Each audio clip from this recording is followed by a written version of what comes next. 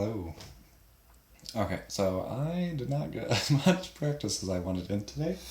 And the reason for that being is in the middle of my practice, I got a call. And then during that call, I looked out my window. And there was a lot of police officers with very big guns.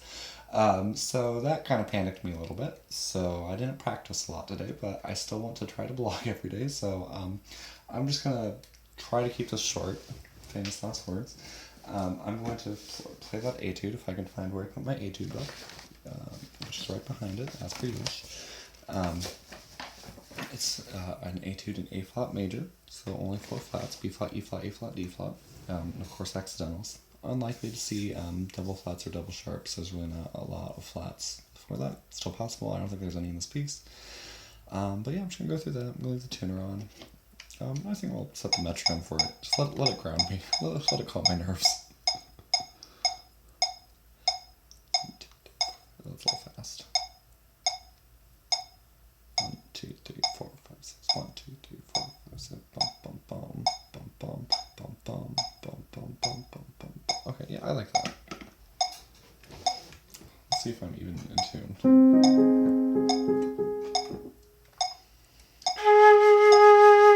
Okay.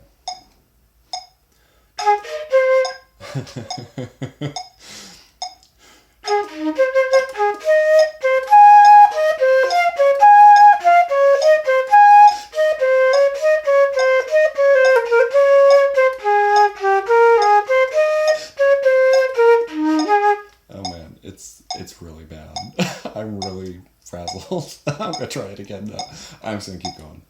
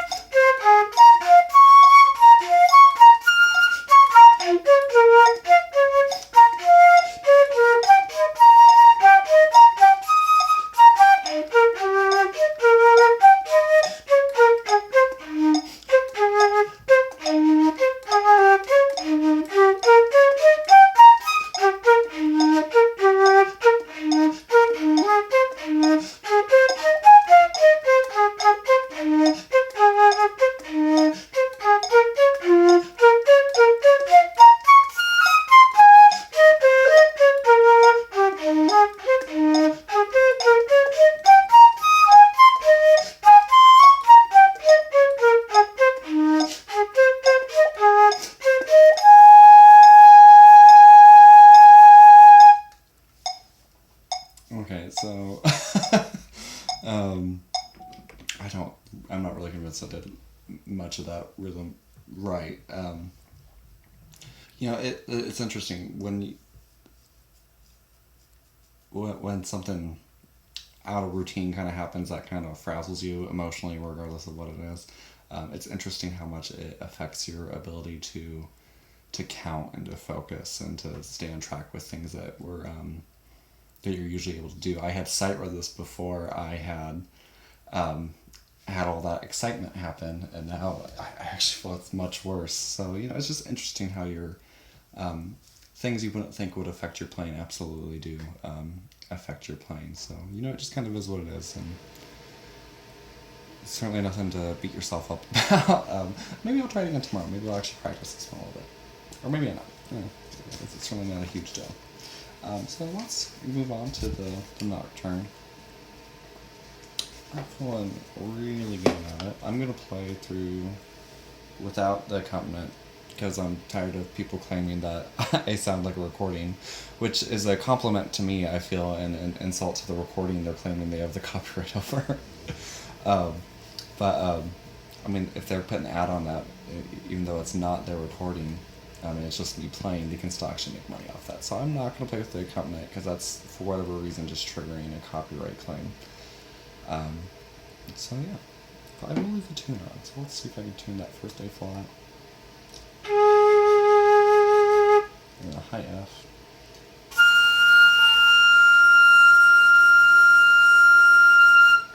Cool.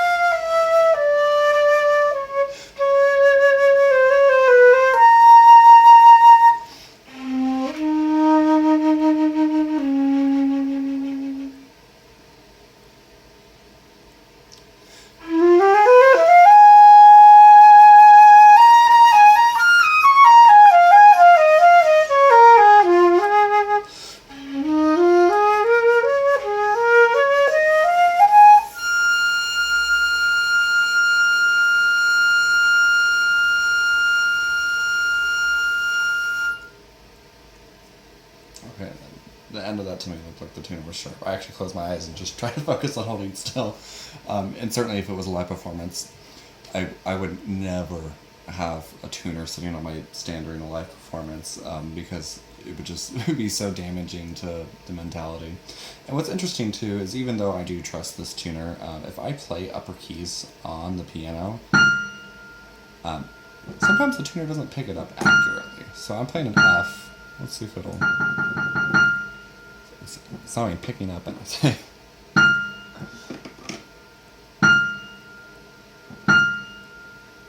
So the F it did pick up. It said it was 1 cent flat. But let's say if I play C7, it's saying that C7 is registering as a C6, that time an F5. It said C7, but it's saying it's 13 cents sharp. But it's an electronic keyboard, so surely it's in tune, right? So just because the tuner says you're a little sharp doesn't necessarily mean it's picking it up the most accurately. You could be getting confused by overtones or any sort of background noise. But that being said, I do trust the tuner more than my own ear. It is just kind of responding to raw data. And certainly my own ear can be distracted by all those things I listed as well. Cool. Let's move on to the Scherzando. I'm going to put headphones on, which will kind of make it weird to hear myself. But I'm going to put headphones on and play along with the recording, so you won't be able to hear the recording, you'll just be able to hear me. But I'm going to do that to try to stay in track of time. I feel like that's a little more interesting than me having the metronome clicking at you. Yeah. Let's see.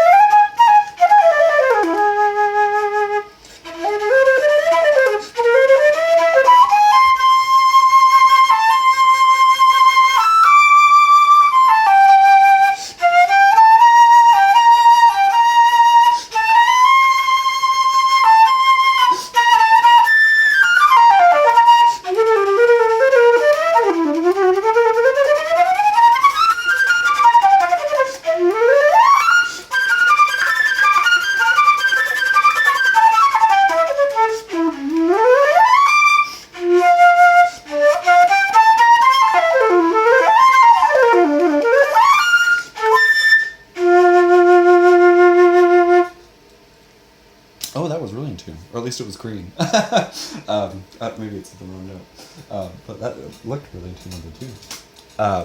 Cool. So there are parts that I feel are really clean and are just really good. I will say I think I messed up a lot more than I normally would have. And granted, today I didn't go through my practice routine because it was a little disturbed.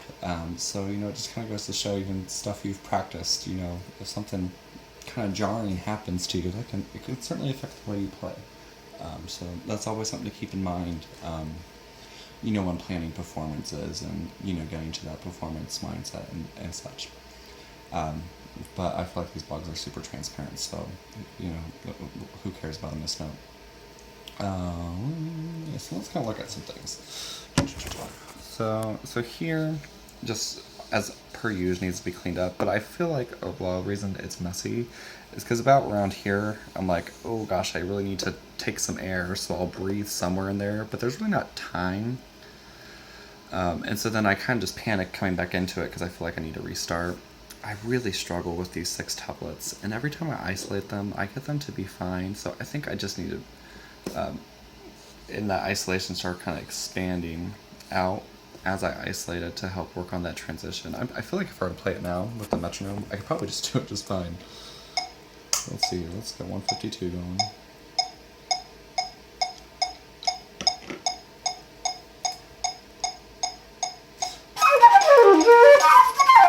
That was much better, at least. There were still missed notes, though.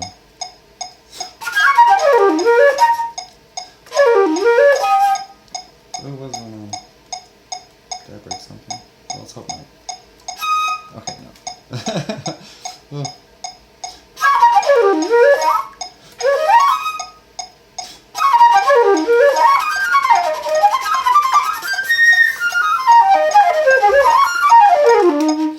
I feel like that was much cleaner. So, yeah, I am just going to kind of chalk up that shakiness to just that extra excitement today.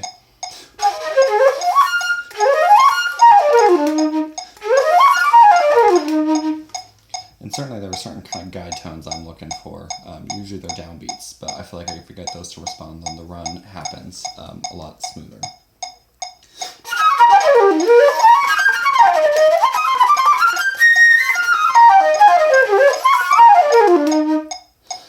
So yeah, things like that. And obviously, that's not the greatest way to work on it. And I do, as I've discussed with you guys before, slow down the metronome and keep slowing it down to really clean those things. So, and I personally feel, even if it's not coming off cleaner, that I am getting more comfortable with it. So I'm hoping by around Friday or Saturday I can do like a really nice recording that I can be really proud of it. I think for the vlog, I'm going to start showing a different piece because this one's just getting a little old, I think, to film over and over again. I've ordered some music, and hopefully that comes in soon. But if it doesn't, I think maybe I'll blog about the Butterfly Lovers because it's such a beautiful violin concerto, but it transfers really well to flute. And this isn't a flute arrangement, it's just the violin part. And it just transfers really well. It's not super double stop bass or anything like that. So it transfers really well. I'm gonna turn that off. But yes, I will see you tomorrow. Hopefully it's less exciting on my part.